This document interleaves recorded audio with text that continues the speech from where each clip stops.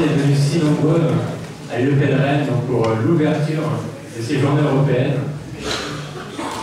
Donc, comme toute journée européenne, il y a forcément une petite cérémonie d'ouverture avec des intervenants de grande qualité afin de nous montrer à quel point nous avons besoin de l'Europe.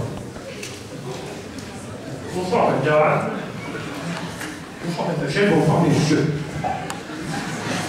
Je suis venu personnellement vous parler de l'Europe. Parce que vous le savez, je suis très attaché à l'Europe. Et tout de suite, quand on m'a contacté, on me suis piste depuis le Dôme, pour participer à la campagne Europe, je me disais tout de suite une giscardiste popularité, que tout le monde ici dans cette salle ne dira pas. Et puis je me suis dit, ça me fera une petite sortie, et j'ai tout de suite accepté.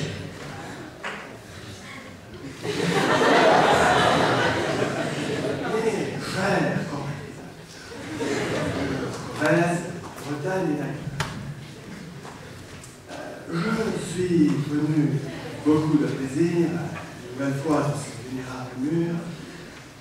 Il y a plus d'idées dans deux têtes que dans une, comme je disais auparavant. C'est pourquoi je viens m'entretenir avec mon distingué sœur.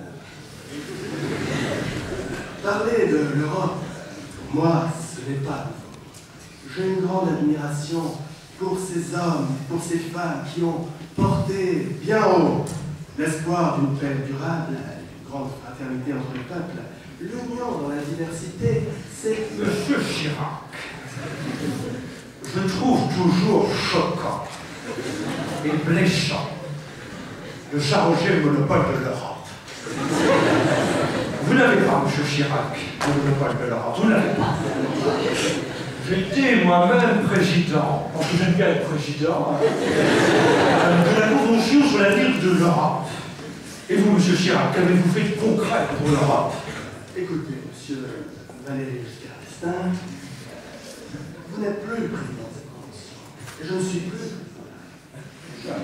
Nous sommes deux anciens présidents traités qui débattent devant cette assemblée. Nous allons donc vous appeler. Tout à fait, Monsieur Chirac, mais nonobstant, concernant votre engagement européen, cela dépendait quelque peu du sens du vent. J'aimerais vous rappeler ce que vous faites et ce que vous dites. Vous disiez, je ne vais pas vous imiter, cette Europe de l'impuissance, cette Europe mollesque, cette Europe ouverte comme une passoire à toutes les crises du monde, cette Europe où les sociétés multinationales dictent leurs lois aux États, cette Europe-là, nous ne l'accepterons jamais.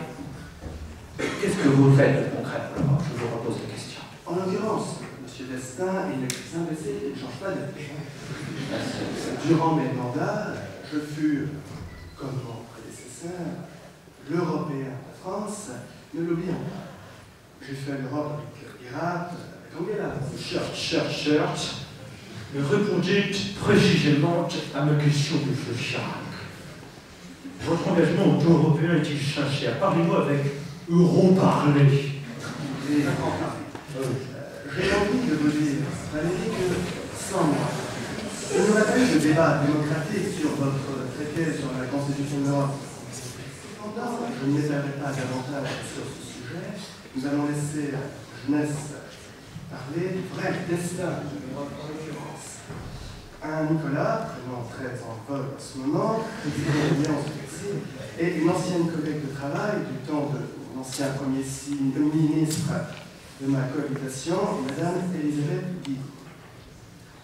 Donc, mes chers compatriotes, je déclare ouverte la première session extraordinaire, exceptionnelle, des journées Pop Europe.